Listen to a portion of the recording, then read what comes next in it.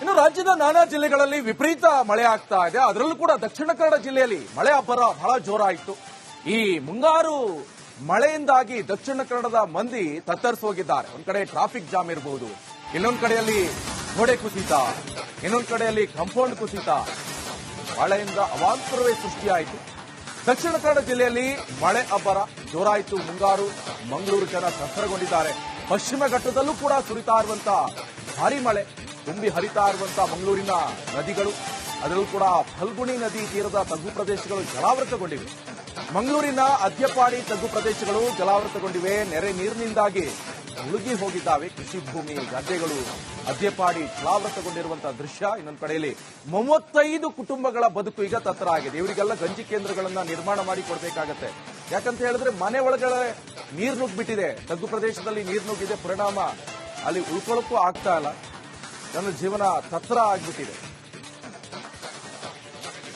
ಸೇರಿದಂತೆ ಕರಾವಳಿಯಲ್ಲಿ ಭಾರಿ ಮಳೆ ಆಗ್ತಾ ಇದೆ. ಮಳೆಯ ಪರಿಣಾಮವಾಗಿ ನದಿಗಳು ಮೈದುಂಬಿ ಹರಿತಾ ಇದೆ. ನಾನೀಗ ಮಂಗಳೂರು ಹೊರವಲಯದ ಮರವೂರು ಡ್ಯಾಂ ಪಕ್ಕದಲ್ಲಿದ್ದೇನೆ. ನೀವೀಗ ದೃಶ್ಯದಲ್ಲಿ ಗಮನಿಸಬಹುದು ಡ್ಯಾಮ್ನಿಂದ ಯಾವ ರೀತಿಯಾಗಿ ನೀರು ಹರಿವು ಇದೆ ಅನ್ನುವಂಥದ್ದನ್ನು.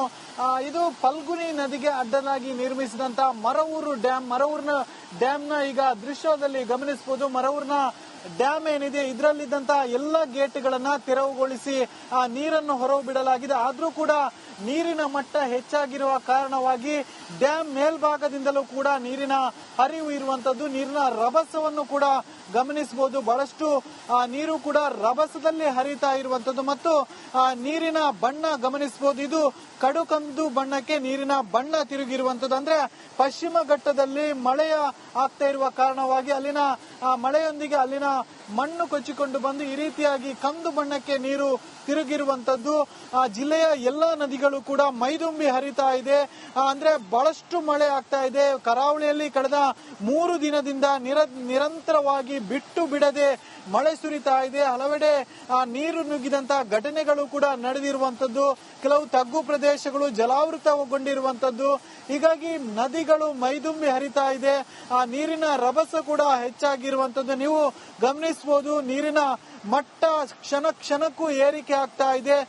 ನೀರಿನ ಮಟ್ಟ ಬಹಳಷ್ಟು ಅಪಾಯ ಮೀರಿ ಹರಿತಾ ಇರುವಂತದ್ದು. ಇನ್ನೂ ಮಳೆ ಹೆಚ್ಚಾದಂತಹ ಸಂದರ್ಭದಲ್ಲಿ ನದಿ ತೀರದಲ್ಲಿ ವಾಸಿಸುವಂತಹ ಪ್ರದೇಶಗಳಿಗೆ ನೀರು ನುಗ್ಗುವಂತಹ ಸಾಧ್ಯತೆಗಳು ಕೂಡ ಇದೆ. ಹೀಗಾಗಿ ಜಿಲ್ಲಾಡಳಿತ ಸೂಚನೆಯನ್ನು ಕೂಡ ನೀಡಿರುವಂತದ್ದು. ಅಂದ್ರೆ ನದಿ ತೀರದಲ್ಲಿ ಯಾರೆಲ್ಲ ವಾಸಿಸ್ತಾರೆ ಅವರು ಎಚ್ಚರಿಕೆಯಿಂದ ಇರಬೇಕು ಅನ್ನುವಂತ ಸೂಚನೆಯನ್ನು ನೀಡಿರುವಂತದ್ದು. ಯಾಕಂದ್ರೆ ನದಿ ನೀರಿನ ಮಟ್ಟ ದಿನದಿಂದ ದಿನಕ್ಕೆ ಏರಿಕೆ ಆಗ್ತಾ ಇದೆ. ಏರಿಕೆಯಾದಂತಹ ಸಂದರ್ಭದಲ್ಲಿ ಅದು ನದಿ ತೀರದ ಪ್ರದೇಶಗಳಿಗೆ ನುಗ್ಗುವಂತಹ ಸಾಧ್ಯತೆಗಳು ಕೂಡ ಇದೆ. ಹೀಗಾಗಿ ಏನಾದ್ರೂ ನದಿ ನೀರಿನ ಮಟ್ಟ ಏರಿಕೆಯಾದಂತಹ ಸಂದರ್ಭದಲ್ಲಿ ನೀವು ಸುರಕ್ಷಿತ ಸ್ಥಳಕ್ಕೆ ತೆರಳಬೇಕು ಅನ್ನುವಂತಹ ಸೂಚನೆಯನ್ನು ಕೂಡ ನೀಡಿರುವಂತದ್ದು. ಜೊತೆಗೆ ನದಿಗೆ ಇಳಿಯುವಂತಹ ದುಸ್ಸಾಹಸಕ್ಕೆ ಯಾರು ಮುಂದಾಗಬಾರದು ಅನ್ನುವಂತಹ ಸೂಚನೆಯನ್ನು ಕೂಡ ನೀಡಿರುವಂತದ್ದು. ಮತ್ತು ಸಮುದ್ರದ ಅಬ್ಬರ ಅಂದ್ರೆ ನದಿ ನೀರೆಲ್ಲವೂ ಕೂಡ ಸಮುದ್ರಕ್ಕೆ ಸೇರುವ ಕಾರಣವಾಗಿ ಆ ಸಮುದ್ರದ ಕೂಡ ಅಬ್ಬರ ಬಹಳಷ್ಟು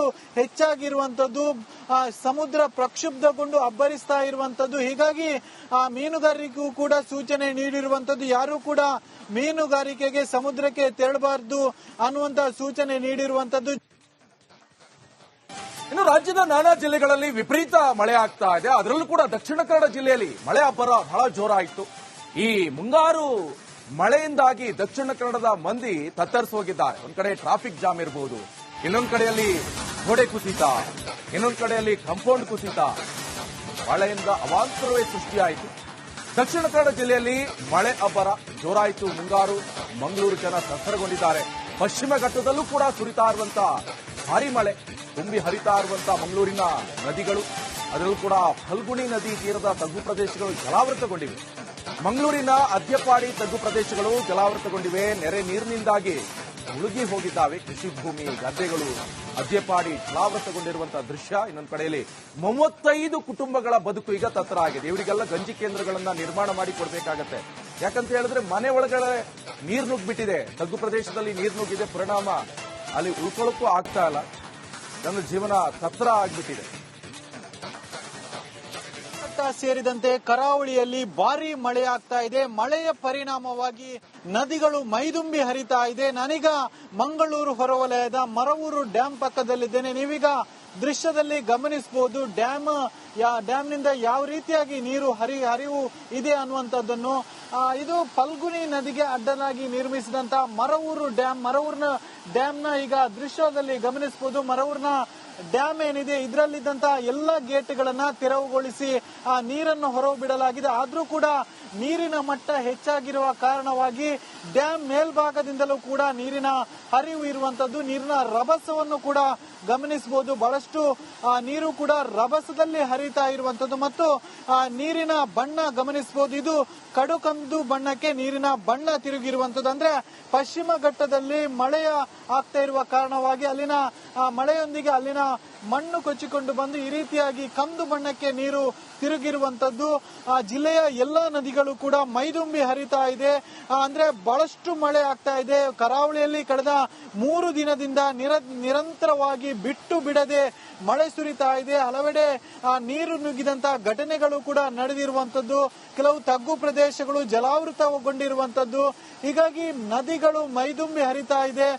ನೀರಿನ ರಭಸ ಕೂಡ ಹೆಚ್ಚಾಗಿರುವಂತದ್ದು ನೀವು ಗಮನಿಸಬಹುದು. ನೀರಿನ ಮಟ್ಟ ಕ್ಷಣಕ್ಕೂ ಏರಿಕೆ ಆಗ್ತಾ ಇದೆ.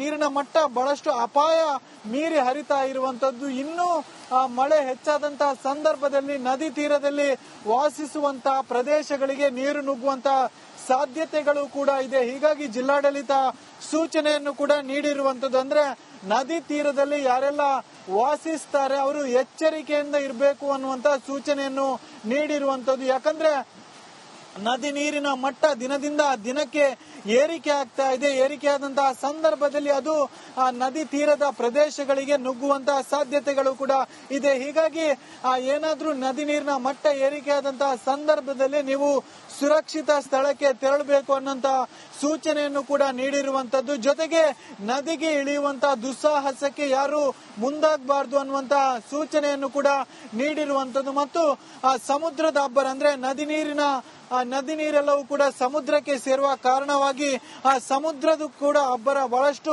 ಹೆಚ್ಚಾಗಿರುವಂತದ್ದು. ಸಮುದ್ರ ಪ್ರಕ್ಷುಬ್ಧಗೊಂಡು ಅಬ್ಬರಿಸ್ತಾ ಇರುವಂತದ್ದು. ಹೀಗಾಗಿ ಮೀನುಗಾರರಿಗೂ ಕೂಡ ಸೂಚನೆ ನೀಡಿರುವಂತದ್ದು. ಯಾರು ಕೂಡ ಮೀನುಗಾರಿಕೆಗೆ ಸಮುದ್ರಕ್ಕೆ ತೆರಳಬಾರದು ಅನ್ನುವಂತಹ ಸೂಚನೆ ನೀಡಿರುವಂತದ್ದು. ಇನ್ನು ರಾಜ್ಯದ ನಾನಾ ಜಿಲ್ಲೆಗಳಲ್ಲಿ ವಿಪರೀತ ಮಳೆ ಆಗ್ತಾ ಇದೆ. ಅದರಲ್ಲೂ ಕೂಡ ದಕ್ಷಿಣ ಕನ್ನಡ ಜಿಲ್ಲೆಯಲ್ಲಿ ಮಳೆ ಅಬ್ಬರ ಬಹಳ ಜೋರಾಯಿತು. ಈ ಮುಂಗಾರು ಮಳೆಯಿಂದಾಗಿ ದಕ್ಷಿಣ ಕನ್ನಡದ ಮಂದಿ ತತ್ತರಿಸೋಗಿದ್ದಾರೆ. ಒಂದ್ ಕಡೆ ಟ್ರಾಫಿಕ್ ಜಾಮ್ ಇರಬಹುದು, ಇನ್ನೊಂದ್ ಕಡೆಯಲ್ಲಿ ಗೋಡೆ ಕುಸಿತ, ಇನ್ನೊಂದ್ ಕಡೆಯಲ್ಲಿ ಕಾಂಪೌಂಡ್ ಕುಸಿತ. ಮಳೆಯಿಂದ ಅವಾಂತರವೇ ಸೃಷ್ಟಿಯಾಯಿತು. ದಕ್ಷಿಣ ಕನ್ನಡ ಜಿಲ್ಲೆಯಲ್ಲಿ ಮಳೆ ಅಬ್ಬರ ಜೋರಾಯಿತು. ಮುಂಗಾರು ಮಂಗಳೂರು ಜನ ತತ್ತರಗೊಂಡಿದ್ದಾರೆ. ಪಶ್ಚಿಮ ಘಟ್ಟದಲ್ಲೂ ಕೂಡ ಸುರಿತಾ ಇರುವಂತಹ ಭಾರಿ ಮಳೆ, ತುಂಬಿ ಹರಿತಾ ಇರುವಂತಹ ಮಂಗಳೂರಿನ ನದಿಗಳು, ಅದರಲ್ಲೂ ಕೂಡ ಫಲ್ಗುಣಿ ನದಿ ತೀರದ ತಗ್ಗು ಪ್ರದೇಶಗಳು ಜಲಾವೃತಗೊಂಡಿವೆ. ಮಂಗಳೂರಿನ ಅದ್ಯಪಾಡಿ ತಗ್ಗು ಪ್ರದೇಶಗಳು ಜಲಾವೃತಗೊಂಡಿವೆ. ನೆರೆ ನೀರಿನಿಂದಾಗಿ ಮುಳುಗಿ ಹೋಗಿದ್ದಾವೆ ಕೃಷಿ ಭೂಮಿ, ಗದ್ದೆಗಳು. ಅದ್ಯಪಾಡಿ ಜಲಾವೃತಗೊಂಡಿರುವಂತಹ ದೃಶ್ಯ. ಇನ್ನೊಂದು ಕಡೆಯಲ್ಲಿ 35 ಕುಟುಂಬಗಳ ಬದುಕು ಈಗ ತತ್ತರ ಆಗಿದೆ. ಇವರಿಗೆಲ್ಲ ಗಂಜಿ ಕೇಂದ್ರಗಳನ್ನ ನಿರ್ಮಾಣ ಮಾಡಿ ಕೊಡಬೇಕಾಗತ್ತೆ. ಯಾಕಂತ ಹೇಳಿದ್ರೆ ಮನೆ ಒಳಗಡೆ ನೀರು ನುಗ್ಗಿಬಿಟ್ಟಿದೆ, ತಗ್ಗು ಪ್ರದೇಶದಲ್ಲಿ ನೀರು ನುಗ್ಗಿದೆ. ಪರಿಣಾಮ ಅಲ್ಲಿ ಉಳ್ಕೊಳ್ಳೋಕ್ಕೂ ಆಗ್ತಾ ಇಲ್ಲ. ನನ್ನ ಜೀವನ ತತ್ತರ ಆಗ್ಬಿಟ್ಟಿದೆ. ಸೇರಿದಂತೆ ಕರಾವಳಿಯಲ್ಲಿ ಭಾರಿ ಮಳೆ ಆಗ್ತಾ ಇದೆ. ಮಳೆಯ ಪರಿಣಾಮವಾಗಿ ನದಿಗಳು ಮೈದುಂಬಿ ಹರಿತಾ ಇದೆ. ನಾನೀಗ ಮಂಗಳೂರು ಹೊರವಲಯದ ಮರವೂರು ಡ್ಯಾಂ ಪಕ್ಕದಲ್ಲಿದ್ದೇನೆ. ನೀವೀಗ ದೃಶ್ಯದಲ್ಲಿ ಗಮನಿಸಬಹುದು ಡ್ಯಾಮ್ನಿಂದ ಯಾವ ರೀತಿಯಾಗಿ ನೀರು ಹರಿವು ಇದೆ ಅನ್ನುವಂಥದ್ದನ್ನು.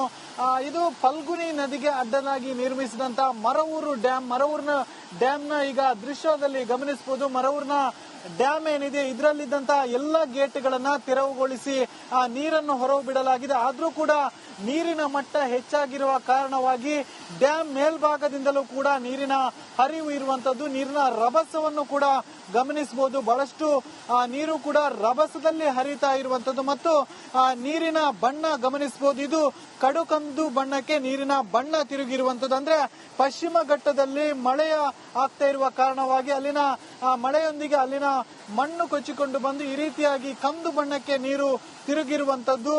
ಜಿಲ್ಲೆಯ ಎಲ್ಲಾ ನದಿಗಳು ಕೂಡ ಮೈದುಂಬಿ ಹರಿತಾ ಇದೆ.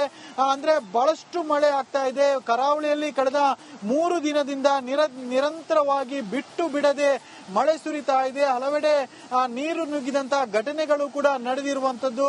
ಕೆಲವು ತಗ್ಗು ಪ್ರದೇಶಗಳು ಜಲಾವೃತಗೊಂಡಿರುವಂತದ್ದು. ಹೀಗಾಗಿ ನದಿಗಳು ಮೈದುಂಬಿ ಹರಿತಾ ಇದೆ. ಆ ನೀರಿನ ರಭಸ ಕೂಡ ಹೆಚ್ಚಾಗಿರುವಂತದ್ದು ನೀವು ಗಮನಿಸಬಹುದು. ನೀರಿನ ಮಟ್ಟ ಕ್ಷಣ ಕ್ಷಣಕ್ಕೂ ಏರಿಕೆ ಆಗ್ತಾ ಇದೆ. ನೀರಿನ ಮಟ್ಟ ಬಹಳಷ್ಟು ಅಪಾಯ ಮೀರಿ ಹರಿತಾ ಇರುವಂತದ್ದು. ಇನ್ನೂ ಮಳೆ ಹೆಚ್ಚಾದಂತಹ ಸಂದರ್ಭದಲ್ಲಿ ನದಿ ತೀರದಲ್ಲಿ ವಾಸಿಸುವಂತಹ ಪ್ರದೇಶಗಳಿಗೆ ನೀರು ನುಗ್ಗುವಂತಹ ಸಾಧ್ಯತೆಗಳು ಕೂಡ ಇದೆ. ಹೀಗಾಗಿ ಜಿಲ್ಲಾಡಳಿತ ಸೂಚನೆಯನ್ನು ಕೂಡ ನೀಡಿರುವಂತದ್ದು. ಅಂದ್ರೆ ನದಿ ತೀರದಲ್ಲಿ ಯಾರೆಲ್ಲ ವಾಸಿಸ್ತಾರೆ ಅವರು ಎಚ್ಚರಿಕೆಯಿಂದ ಇರಬೇಕು ಅನ್ನುವಂತ ಸೂಚನೆಯನ್ನು ನೀಡಿರುವಂತದ್ದು. ಯಾಕಂದ್ರೆ ನದಿ ನೀರಿನ ಮಟ್ಟ ದಿನದಿಂದ ದಿನಕ್ಕೆ ಏರಿಕೆ ಆಗ್ತಾ ಇದೆ. ಏರಿಕೆಯಾದಂತಹ ಸಂದರ್ಭದಲ್ಲಿ ಅದು ನದಿ ತೀರದ ಪ್ರದೇಶಗಳಿಗೆ ನುಗ್ಗುವಂತಹ ಸಾಧ್ಯತೆಗಳು ಕೂಡ ಇದೆ. ಹೀಗಾಗಿ ಏನಾದ್ರೂ ನದಿ ನೀರಿನ ಮಟ್ಟ ಏರಿಕೆಯಾದಂತಹ ಸಂದರ್ಭದಲ್ಲಿ ನೀವು ಸುರಕ್ಷಿತ ಸ್ಥಳಕ್ಕೆ ತೆರಳಬೇಕು ಅನ್ನೋಂತ ಸೂಚನೆಯನ್ನು ಕೂಡ ನೀಡಿರುವಂತದ್ದು. ಜೊತೆಗೆ ನದಿಗೆ ಇಳಿಯುವಂತಹ ದುಸ್ಸಾಹಸಕ್ಕೆ ಯಾರು ಮುಂದಾಗಬಾರದು ಅನ್ನುವಂತಹ ಸೂಚನೆಯನ್ನು ಕೂಡ ನೀಡಿರುವಂತದ್ದು. ಮತ್ತು ಸಮುದ್ರದ ಅಬ್ಬರ ಅಂದ್ರೆ ನದಿ ನೀರೆಲ್ಲವೂ ಕೂಡ ಸಮುದ್ರಕ್ಕೆ ಸೇರುವ ಕಾರಣವಾಗಿ ಆ ಸಮುದ್ರದ ಕೂಡ ಅಬ್ಬರ ಬಹಳಷ್ಟು ಹೆಚ್ಚಾಗಿರುವಂತದ್ದು. ಸಮುದ್ರ ಪ್ರಕ್ಷುಬ್ಧಗೊಂಡು ಅಬ್ಬರಿಸ್ತಾ ಇರುವಂತದ್ದು. ಹೀಗಾಗಿ ಮೀನುಗಾರರಿಗೂ ಕೂಡ ಸೂಚನೆ ನೀಡಿರುವಂತದ್ದು. ಯಾರು ಕೂಡ ಮೀನುಗಾರಿಕೆಗೆ ಸಮುದ್ರಕ್ಕೆ ತೆರಳಬಾರದು ಅನ್ನುವಂತಹ ಸೂಚನೆ ನೀಡಿರುವಂತದ್ದು.